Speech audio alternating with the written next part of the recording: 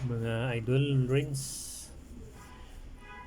check tayo ng magnetic contactor dahil yung ilaw loads na off bigla. So check natin, tanggalin muna natin yung kanyang line sa ilalim.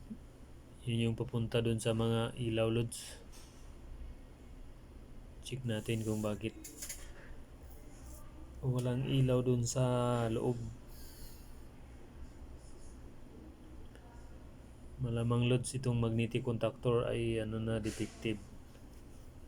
So kailangan natin ito palitan na ng bago.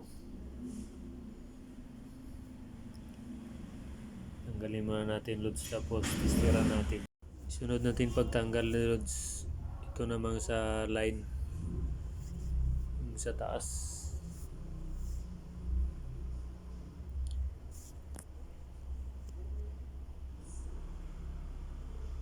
So kuhaan muna natin ng voltahe.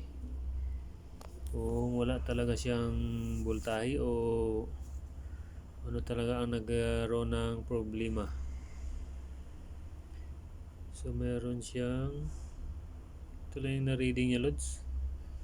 Check natin ulit, baka na hindi natin ayos pag meron siyang 234 volts. So ibig sabihin may kuryente siya loads. Ang naging problema itong magnetic contactor, sira na talaga siya loads. Papalitan na natin loads.